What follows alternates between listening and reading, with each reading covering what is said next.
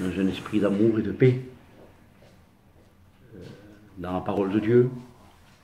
C'est vrai qu'au milieu des temps de confusion, on peut le voir, au milieu des temps où les prophéties s'accomplissent les unes derrière les autres, où celui qui est ancré dans la parole de Dieu et aime la parole de Dieu, voit les temps que nous sommes en train de vivre. C'est des temps qui sont tellement terribles. C'est des temps où on peut dire des mots, c'est des temps de peur. Et nous disons souvent que c'est un temps de confusion, on le dit tellement de fois, que les gens ne savent plus ce que veut dire le mot confusion. Mais ce qui prime au milieu de l'Église, ce qui prime dans l'évangélisation, ce qui prime dans la nourriture de l'Église, ce qui prime dans la nourriture du chrétien, ce qui prime, c'est la parole de Dieu, apportée par le Saint-Esprit. Que Dieu soit béni, c'est ce qui prime. Alors je voudrais faire comme lecture dans la parole de Dieu. Je suis avec les frères de Dax. Moi personnellement, j'ai prié pendant des mois pour que cela soit fait selon Dieu. Et je pense que Dieu a permis qu'on se trouve à quatre frères pour pouvoir apporter ça en toute humilité, avec plein d'amour. Que Dieu soit béni. Alors la lecture que je voudrais faire, c'est dans le livre des Actes, au chapitre 20 et verset 27, où il est dit: car je vous ai annoncé tout le conseil de Dieu sans rien cacher. C'est très important. Je vous ai annoncé tout le conseil de Dieu sans rien cacher. Que le Saint-Esprit nous dise maintenant, là, que l'apôtre Paul va dire par le Saint-Esprit sans rien cacher. Et le mot caché veut dire occulte. Dans le mot caché, il y a le mot altéré. Et là, nous voyons sans rien cacher. Et il continue en disant: prenez donc garde, prendre garde, faire attention. Ce n'est pas du n'importe quoi. Comme je dis souvent, ce n'est pas prêcher l'évangile, devenir un pasteur, ce n'est pas quelque chose qui vient d'ici-bas. Un avocat va dans les écoles pour étudier. C'est un métier d'ici-bas. Il y a des ministres qu'on écoute. C'est des hommes qui ont été dans des écoles pour étudier. Un instituteur, c'est quelqu'un qui va dans les écoles, dans les collèges pour étudier, pour devenir instituteur. Un docteur aussi fait des études poussées. Mais un ministère, c'est quelque chose qui vient de Dieu. Le ministère vient de Dieu. On ne peut pas accorder un ministère à n'importe qui, c'est Dieu qui accorde les ministères. Et là, l'apôtre Paul va dire: car je vous ai annoncé tout le conseil de Dieu sans rien cacher. Prenez donc garde. Faites attention. Il va dire: mais à vous-même. Faites attention à vous. À vous qui apportez le conseil de Dieu.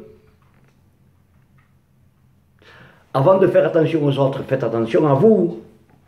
Et ça veut dire, il y a un tout dans tout cela. Il veut le Saint-Esprit est en train de dire là, prenez garde à vous-même. Parce que c'est pas, comme je dis, c'est pas un métier. On n'est pas des acteurs de cinéma. On ne joue pas un acte. c'est quelque chose de grandiose. Hein. C'est le salut des âmes. C'est quelque chose qui n'est pas terrestre. C'est quelque chose qui est divin. C'est quelque chose qui vient de Dieu. Que Dieu soit béni. Quand Dieu nous choisit pour pouvoir apporter le conseil de Dieu, c'est une bénédiction. Et là, il continue à dire, prenez donc garde à vous-même, à vous-même. C'est ce qu'il va dire à Timothée. Il va lui dire à Timothée, fais attention,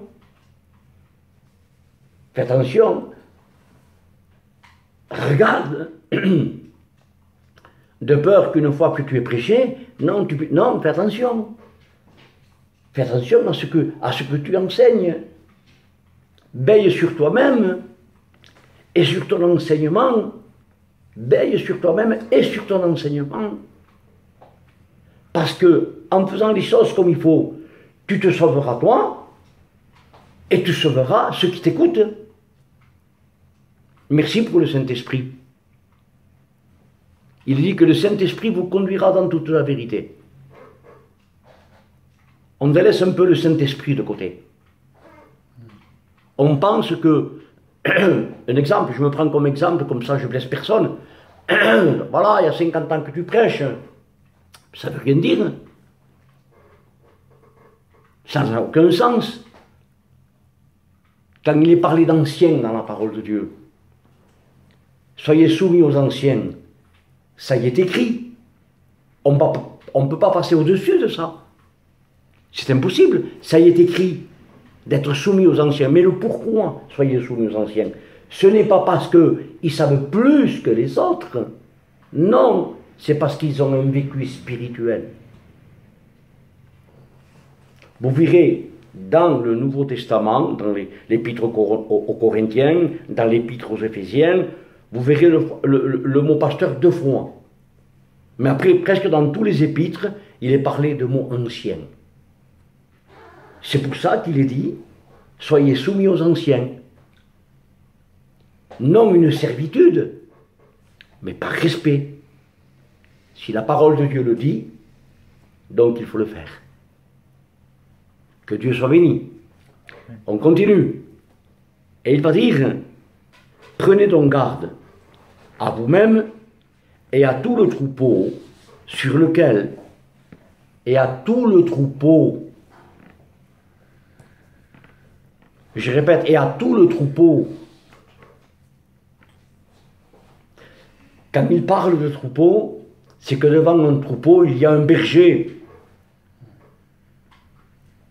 Le berger, il s'appelle Jésus.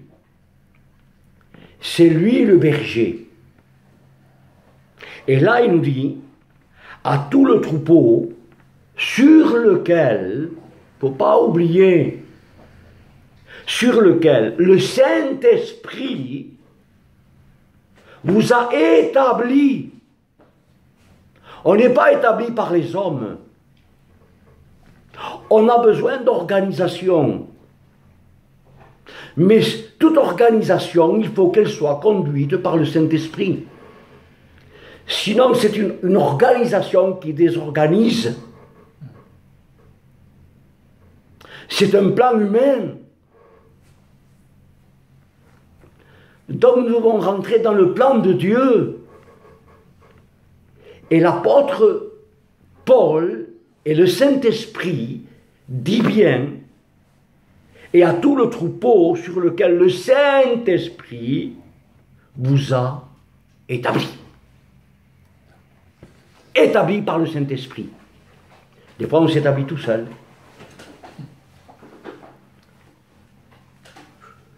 On s'établit tout seul.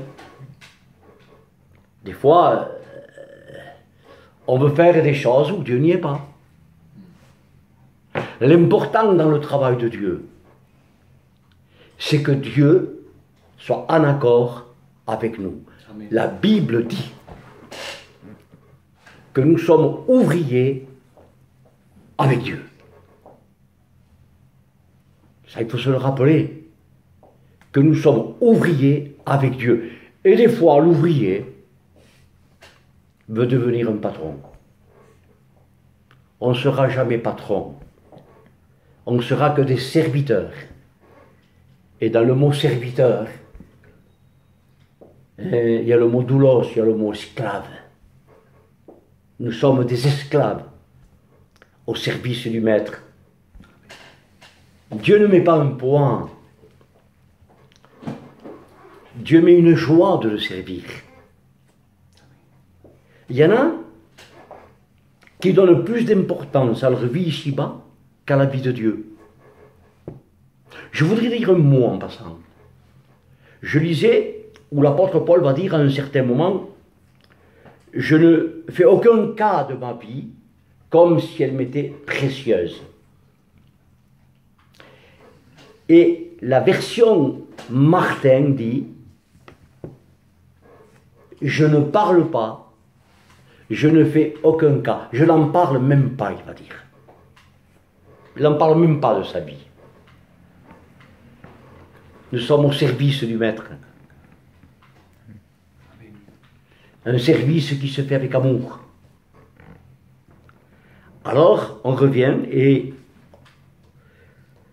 où nous voyons encore écrit sur lequel le Saint-Esprit vous a établi évêque, presbytérios, évêque, surveillant, celui qui surveille.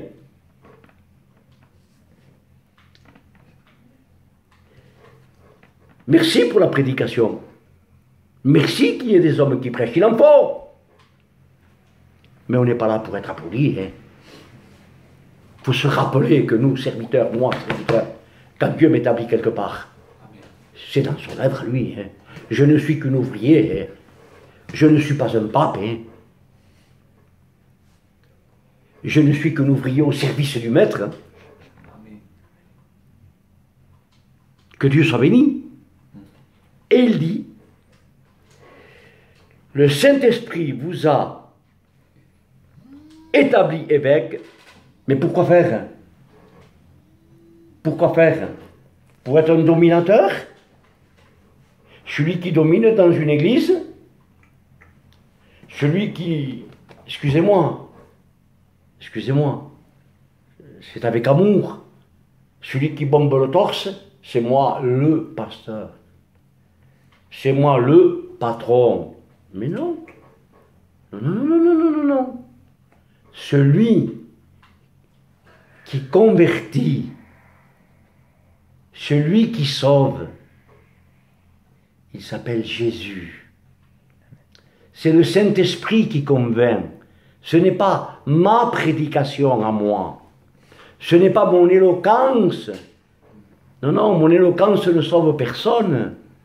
C'est le Saint-Esprit qui doit faire son œuvre dans les vies. Il faut laisser la place au Saint-Esprit.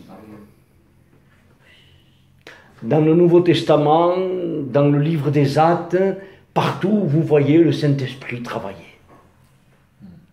C'est le Saint-Esprit qui agit.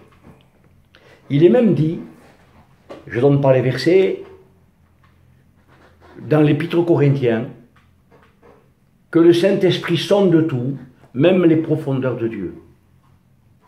Le Saint-Esprit t'amène dans les profondeurs. Et en venant tout à l'heure, je me disais, il y a cette connaissance qui enfle, et il y a cette connaissance qui édifie. La connaissance qui enfle, quand vous avez un abcès à une dent, et qu'il y a une infection, vous enflez, il vous faut des antibiotiques. Et la connaissance qui enfle, c'est une maladie dangereuse. C'est très dangereux de penser que je pense moi, que je sais plus que les autres. Ah non. Merci Seigneur parce que tu nous donnes des révélations. Merci Seigneur parce que tu nous donnes à pouvoir apporter le conseil de Dieu. Mais c'est par grâce. Amen. Parce que Dieu nous a choisis, parce que le Saint-Esprit nous a établis sur le troupeau, non comme des dominateurs, mais comme des bergers, comme des modèles. Nous sommes le modèle du troupeau. Que Dieu nous garde à être les modèles. Avant d'être durs avec les autres. Je parle au niveau serviteur, soyons durs avec nous-mêmes. Avec nous-mêmes. On continue. Que Dieu soit béni. Et là, il y a quelque chose d'extraordinaire. Le Saint-Esprit vous a établi évêque pour paître. Ah, paître. C'est pour donner à manger. Oh, il y aurait des versets à donner. À un certain moment, il va dire, nous sommes en train de vivre des doctrines étrangères. Dans l'épître aux Éphésiens, il va dire, vous le lirez, je ne donne pas les versets, la prochaine fois je le ferai beaucoup mieux que ça, avec l'aide de Dieu, afin que vous ne soyez pas des enfants emportés à tout vent de doctrine. Ce n'est pas ce que tu penses, ce que je pense moi qui est valable, c'est ce que Dieu dit. Amen.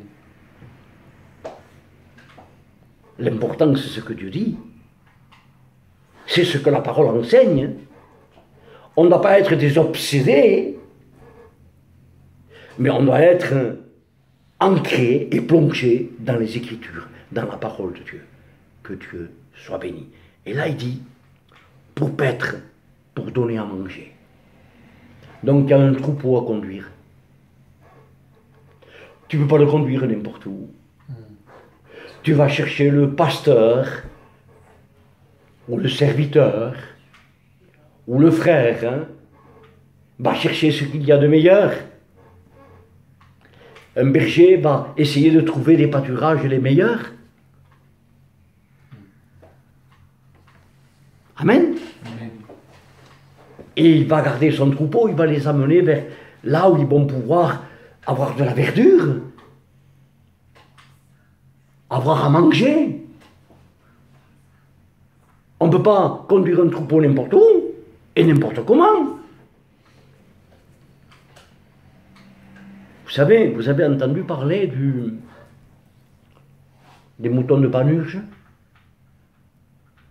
Vous n'avez pas connu cette histoire? Les moutons de Panurge, il y en avait un au milieu qui était un peu timbré. Il y avait un ravin et les autres qui suivaient derrière.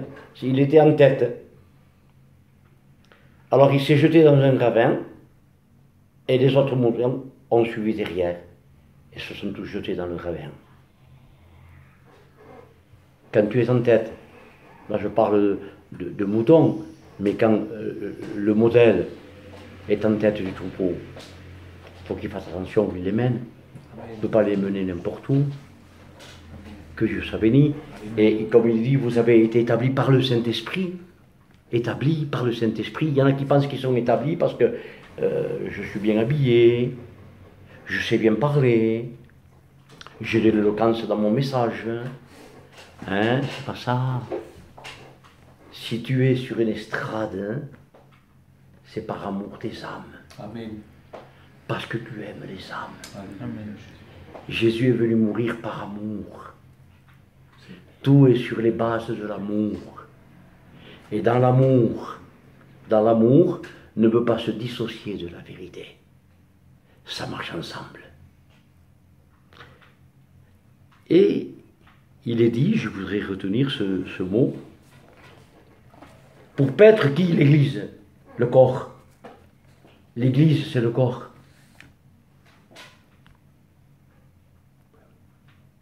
Des fois, je le dis à ma honte, on oublie des fois que je demande pardon à Dieu. Et c'est réel dans mon cœur de se prendre pour un patron dans une église. De penser que c'est toi qui l'as fait grandir, mais qu'est-ce que c'est cette erreur? Si tu ne dis pas l'erreur, c'est le Saint-Esprit qui fait grandir. C'est le Saint-Esprit qui parle. Vous savez, je voulais dire quelque chose. Pour ceux qui vont écouter, aujourd'hui nous avons l'Internet. Moi je ne l'ai pas, je ne sais pas m'en servir. Et je dis souvent à des jeunes qui se lèvent, vous savez les jeunes, si un message, vous le sortez d'Internet, pour le porter à un peuple, c'est un message robotisé. Le message, il est à genoux. C'est à genoux que le message. C'est là où le Saint-Esprit te parle. C'est le message du Saint-Esprit. C'est l'œuvre du Saint-Esprit. C'est le Saint-Esprit qui convainc du jugement et du péché. C'est le Saint-Esprit. Que Dieu soit béni. On suit quelques minutes de plus. Regardez, il va dire, pour paître l'Église de Dieu, elle est de Dieu. Elle n'est pas Pierre, Paul et Jacques et à une organisation, l'Église. L'Église, c'est le corps de Christ. Et il va dire, pour paître l'Église de Dieu, qui est acquise par son sang. Acquise par son sang. Que son nom soit béni. Elle est acquise par son sang. Il est venu la chercher. Amen, amen. C'est à la croix. À la croix du Calvaire. C'est là. C'est là qu'est la victoire. Amen. Où est la mort de Jésus et sa résurrection. Le sang efface nos péchés. La croix pardonne. Il fallait qu'il meure à la croix pour le pardon de nos péchés. Amen. Le sang a coulé pour effacer. Il efface nos péchés. Alléluia. Quelle puissance il y a dans le sang de l'agneau qui puisse effacer le plus sale des péchés dans un cœur. Le sang de l'agneau. Et là, je voudrais maintenant, pas peut-être faire une introduction, mais quand même en arriver, parce que il y avait beaucoup de versets, j'ai pris beaucoup de versets, mais le Saint-Esprit me conduit comme ça, je me laisse conduire par le Saint-Esprit. Où il est dit, regardez, au verset 29, je sais qu'il s'introduira parmi vous, après mon départ, des loups.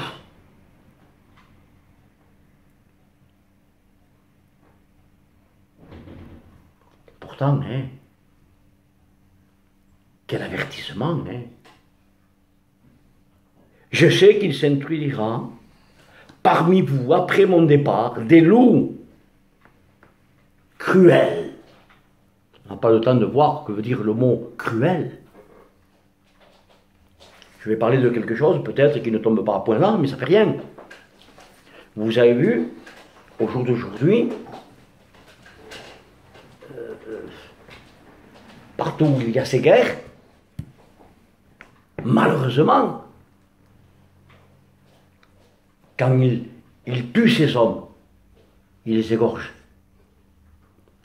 Un loup, c'est cruel, il égorge, il prend à la gorge. Et nous savons qui est le loup. Et il va dire, il va s'introduire dans vos églises. Ça va rentrer dans vos églises.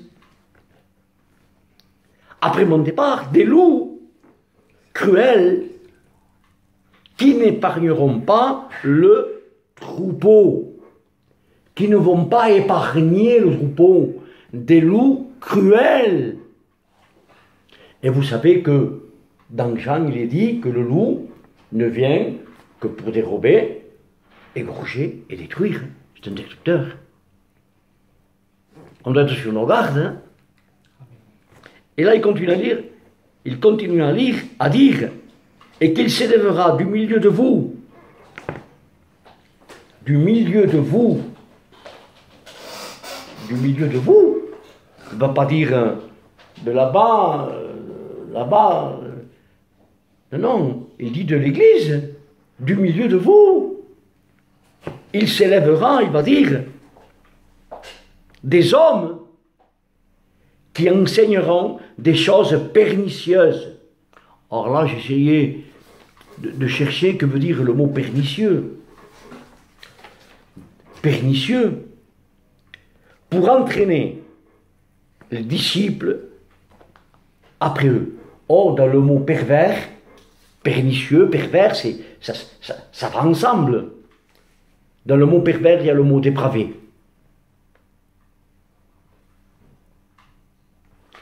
Quelqu'un de dépravé, humainement parlant et dans le respect, quelqu'un de dépravé, c'est quelqu'un qui devient à l'état bestial. Qui devient à l'état bestial. C'est quelque chose de terrible. Et c'est bien que le frère me donne un verset là, que j'ai écrit. La parole vivante. Parole vivante va dire des loups féroces. Et va dire sans pitié. Ils n'ont pas de pitié. C'est pour ça que nous devons, plus que jamais, rester dans la parole de Dieu. Si le Saint-Esprit avertit, il sait le pourquoi des choses. Que va dire l'apôtre Paul? Va dire, le Saint-Esprit va dire, il viendra des temps où les hommes ne supporteront pas la saine doctrine. Ils auront la démangeaison d'écouter des choses qui font du bien. Et la démangeaison, c'est une maladie. Il m'est arrivé des fois de manger quelque chose qui m'a apporté de la démangeaison dans mon corps. Et c'est une maladie. Alors, ils se donneront une foule de docteurs pour écouter des choses qui font du plaisir à l'oreille. Alors, ils chercheront après des foules de docteurs. Mais restons dans la parole de Dieu, tout simplement. Amen. Je ne suis pas là pour accuser. Aujourd'hui, le monde parle sur, malheureusement, sans faire du mal à ces gens-là, loin de là, au contraire, sur le souffle. C'est un à côté. Oh, Jésus l'a fait. Bien sûr qu'il l'a fait. Mais chaque fois que Jésus imposait les mains, priait pour un malade, le malade était guéri. Amen. Vous connaissez l'histoire où il y a 10 lépreux, ils sont tous guéris. 9 s'en vont, il n'en reste qu'un. Alors je voudrais quand même faire un équilibre. Il y a des malades à qui nous avons prié et la guérison n'est pas venue. Alors chaque pasteur qui impose les mains, il guérit tous les malades. Il va aller dans tous les hôpitaux. La guérison est de Dieu. Nous prêchons la guérison. Nous voyons des miracles. Amen. Nous voyons des cancers guéris. Nous voyons des gens guéris. Nous avons des témoignages. Mais quand je parle du souffle, alors va souffler sur tous les gens qu'il y a dans les hôpitaux et guéris-les à tous. Ce sont des à côté. Ça devient du spectacle. Ça devient joli. Alors celui qui ne le fait pas, il faut prier pour lui parce que c'est un égarement. Restons dans la simplicité de la parole de Dieu. Amen. Restons dans ce qui est simple, dans ce que la parole de Dieu déclare, telle qu'elle est écrite. Amen. Alors je voudrais simplement, quand il dit « Je sais qu'il s'introduira parmi vous, après mon départ, des loups cruels qui n'épargneront pas le troupeau, et qu'il s'élèvera du milieu de vous des hommes qui enseigneront des choses pernicieuses pour entraîner les disciples après eux. » Pernicieuses. Alors que j'ai parlé tout à l'heure, je disais, dans le mot pervers, on trouve le mot dépravé. Et je disais le mot dépravé, personnellement, moi, quelqu'un de dépravé, malheureusement, c'est quelqu'un qui tombe à l'état bestial. On peut arriver à devenir des dépravés spirituels. qui peuvent enseigner des choses pernicieuses. Il va dire, dans le mot pervers, il y a le mot vicieux. Un serviteur n'est pas vicieux. Il n'y a pas de vice dans son cœur. Puisque l'apôtre Paul va dire, je vous ai annoncé tout le conseil de Dieu dans toute la vérité. Amen. Je suis pur du sang de vous tous. Au nom de Jésus, dépravé, vicieux, il y a le mot corrompu, quand des choses pernicieuses, quand nous rentrons dans cet état apostat, nous arrivons à un certain moment à faire dire à la parole de Dieu ce qu'elle ne dit pas. Et là, ça devient grave. On ne peut pas faire dire à la parole de Dieu ce qu'elle ne dit pas. Vous savez que la seconde épître de Jean va dire, si quelqu'un vient à vous, disant que Jésus n'est pas le Christ, il va dire quelque chose de terrible, ne le recevez pas. Ne le laissez pas rentrer dans votre maison. Laissez-le dehors. Celui qui dit salut, sois béni, participe à ses mauvaises œuvres. S'il le laisse rentrer dans sa maison, c'est une porte ouverte à toutes les ténèbres. Et c'est de là que viennent les conflits, que viennent les divisions. Des fois, il faut couper avec les choses qui ne viennent pas de Dieu. Amen. Amen. Qui ce que ce soit. Je ne parle pas, des fois il y a des moments difficiles dans la vie où nous pouvons perdre pied à cause d'une difficulté de la vie. Il y a des moments dans la vie où les problèmes sont tellement grands, on faiblit dans la foi. Ça peut arriver à n'importe qui.